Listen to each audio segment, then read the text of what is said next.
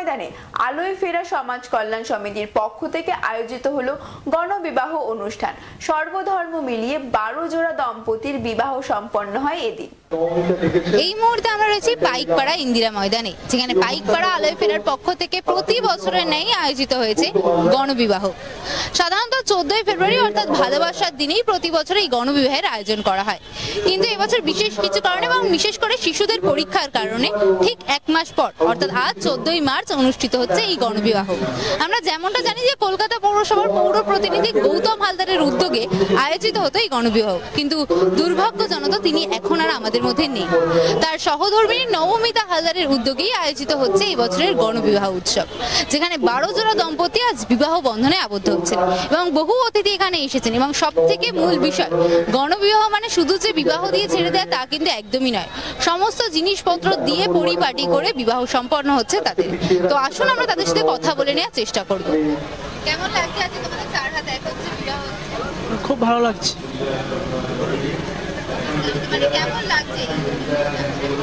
খুব ভালো লাগছে। তো গণবিবাহ অনেক সময় শুনেছি, কিন্তু এরকম বড় অনুষ্ঠান এবং বিভিন্ন সম্প্রদায়ের সমস্ত বর এবং কনে এসে বিবাহ হচ্ছে, এটা আগে কোনোদিন দেখিনি এবং সেটা দেখে খুব উপলব্ধি এবং ভালো লাগছে।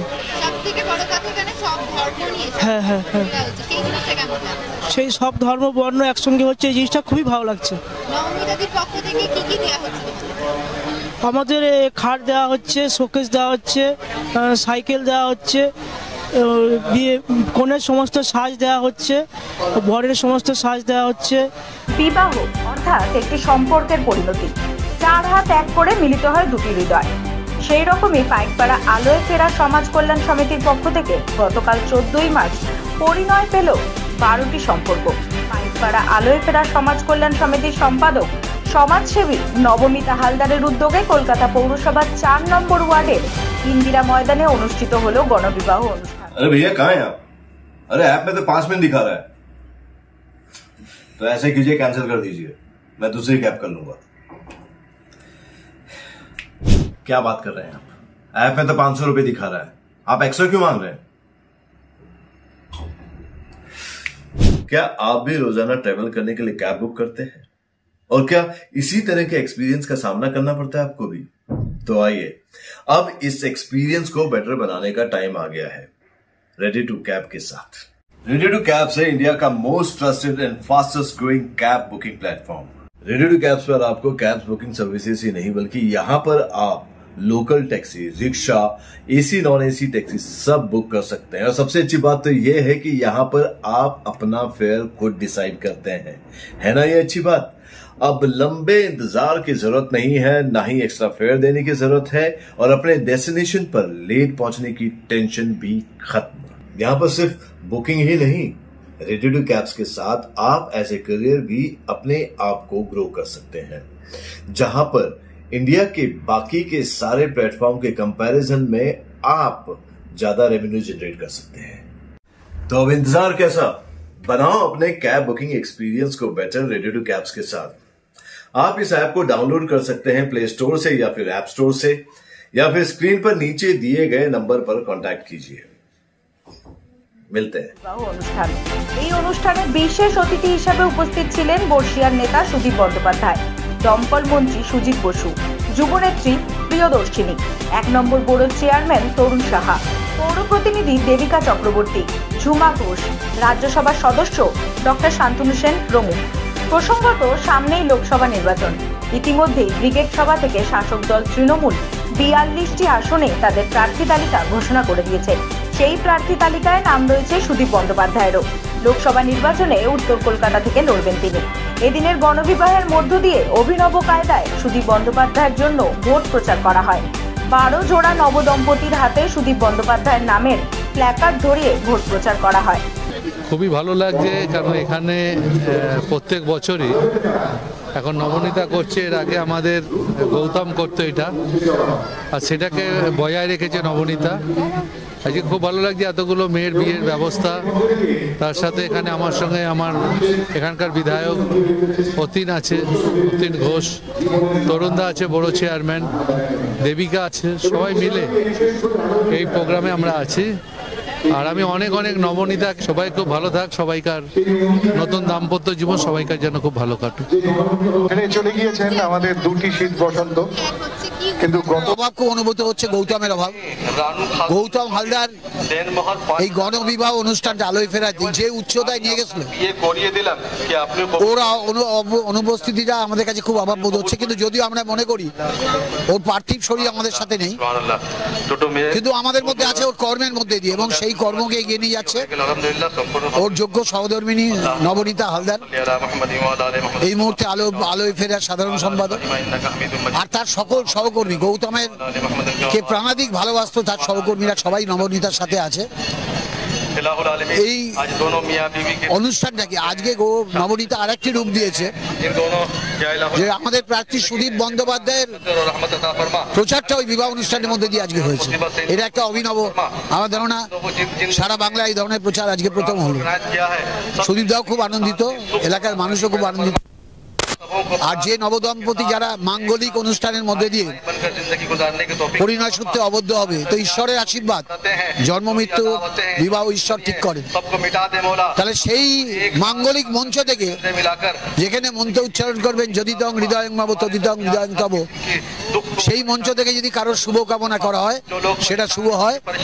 সেই শুভকামনা ওরা সুদীপদার জন্য করেছে, সুদীপ বন্দ্যোপাধ্যায়ের জন্য, এটা তো শুভ।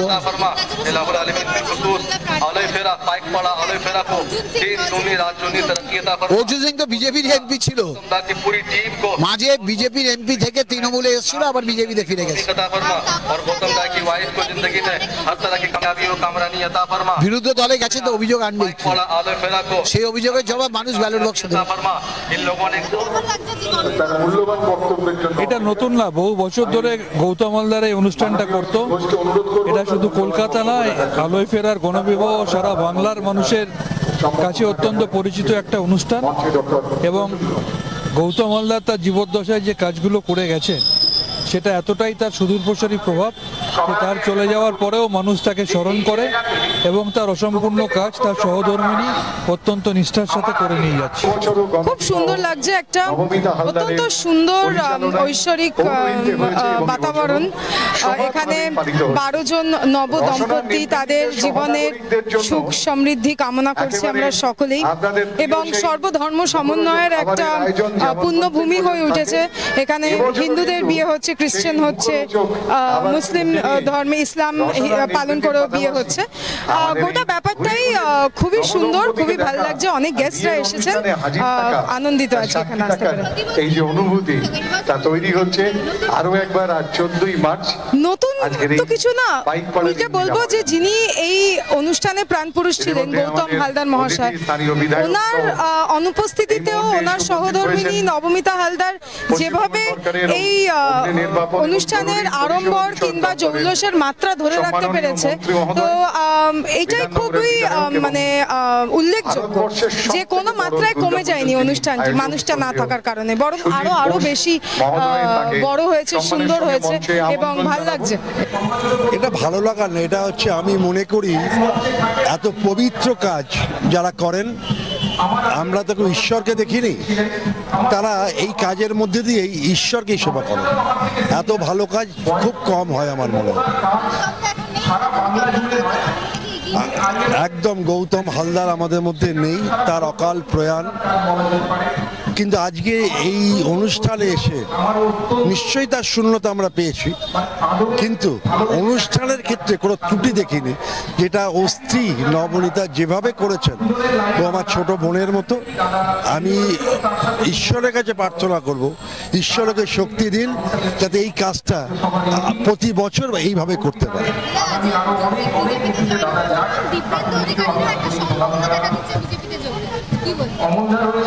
কিছু আয়রাম গহরাম থাকে যারা নির্বাচন এলে এদিক থেকে ওদিক, ওদিক থেকে এদিক করে, বলার কিছু খুব থাকতেই পারে। যখন প্রথম আমাদের মৈত মঞ্চ থেকে আমাদের বরকনেরে সাজিয়ে আমরা এই মাঠে নিয়ে আসলাম, তখন এই অঞ্চলে যিনি আমাদের সাংসদ ছিলেন তাকে আবারও প্রার্থী করা হয়েছে উত্তর কলকাতা থেকে, তো তিনিও ছিলেন।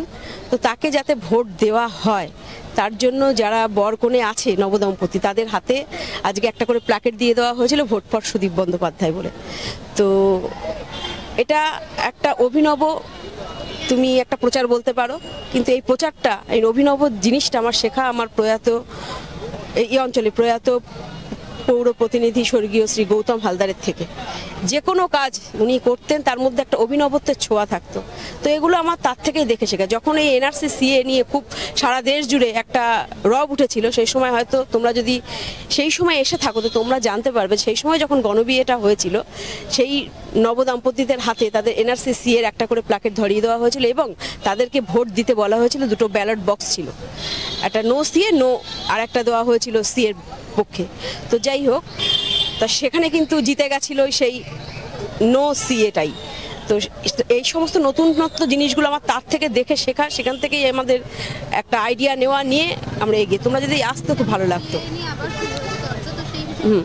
সেই বিষয়ে এগুলো কি বলবো, এগুলো তো হবে না বলে তো আমরা জানি এগুলো হবে না, তবু এগুলো নিয়ে হুল্লোড় করছে। কিন্তু যেহেতু মমতা বন্দ্যোপাধ্যায় আছে তো এটা রুখে দেবে আমরা জানি এবং তার পাশে আমরা আছি। হিন্দু, মুসলিম, খ্রিস্টান এবং সাঁওতাল। 12 জন দম্পতি তাদের আমরা যেমন দেখছি যে অনেক কিছু দিয়েই বিয়ে দেওয়া হচ্ছে। কি কি জিনিস দেওয়া হচ্ছে?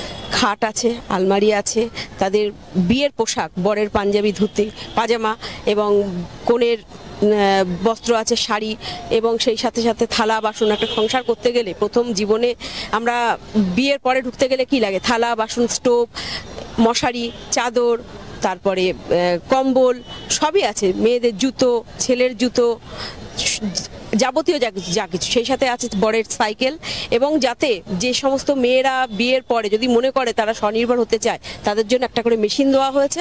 সেই মেশিনটাকে তারা সেলাইয়ের কাজে ব্যবহার করে তারা যাতে নিজেরা স্বনির্ভরশীল হতে পারে সেই চেষ্টাটাও করা হয়েছে। কলকাতার একজন আছে এবং বাইরে থেকেই বেশিরভাগই আছে।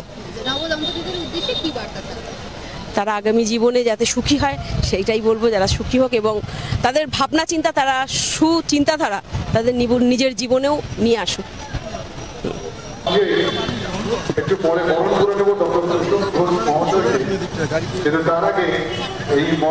আপনারা দেখতেই পেলেন যে সর্বধর্ম সমন্বয়ে আজ 12 জোড়া দম্পতি 4 হাত এক হলো। পরিণয় পেল অনেকগুলো সম্পর্ক। ক্যামেরায় রাজীব দাসের সাথে ঈশা ভক্তের রিপোর্ট, রাতদিন নিউজ নেটওয়ার্ক, কলকাতা।